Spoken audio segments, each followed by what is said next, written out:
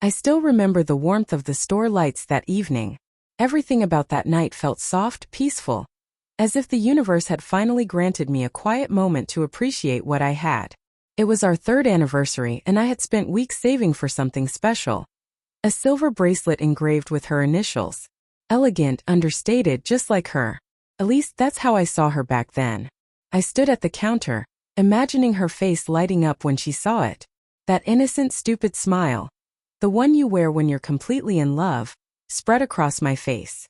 I wanted to believe that after everything, after the fights and the long nights apart, we were finally finding our rhythm again. Then my phone buzzed. Just a random notification, or so I thought. I pulled it out casually while waiting for the cashier to wrap the gift. A friend had tagged me in a post. I opened it expecting something light. A meme, a photo. Instead, my stomach dropped. There it was, her profile picture, smiling effortlessly. The same smile that had made me fall for her. And the caption beneath it. Ugh. Stuck with boring boyfriend tonight, weary face. For a moment I couldn't move.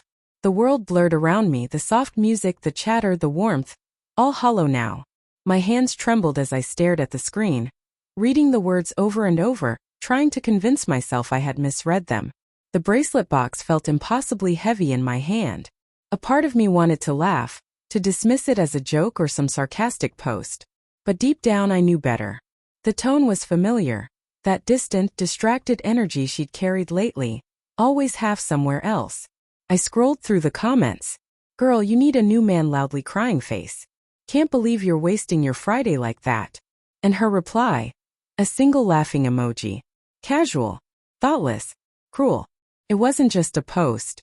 It was a confession hidden behind irony. A public declaration that being with me was something to endure, not enjoy. I paid for the bracelet without a word. The cashier smiled, wishing me a good night. I mumbled something back, my voice unfamiliar to me. Outside, the city buzzed. Couples walking hand in hand, laughter spilling from cafes, streetlights shimmering on wet pavement. It should have been beautiful, but all I felt was hollow ache spreading through my chest. On the way home, I replayed her recent behavior in my head. Too tired to meet, scrolling through her phone while I spoke, hugs turned mechanical. Every little sign I brushed aside now assembled into one clear picture. I wasn't her safe place anymore. I was just tolerated. When I reached her apartment, the lights were on. Through the window, I saw her on the couch, phone in hand, the blue glow illuminating her face. She was laughing, the kind she used to share with me. I stood there, cold, realizing how far we had drifted while still calling it love. I went inside quietly. She looked up, startled, then smiled. A guilty smile hiding discomfort. You're early, she said. Yeah, I replied, setting the small box on the table. Thought I'd surprise you. Her eyes flickered to the bracelet, then back to me. She didn't touch it. Didn't even pretend to be curious. The silence stretched thin between us. I could have confronted her, shown her the post, demanded an explanation, but I didn't. I just looked at her and saw a woman already halfway out the door emotionally. Someone who had outgrown the version of me she once loved. I nodded slowly.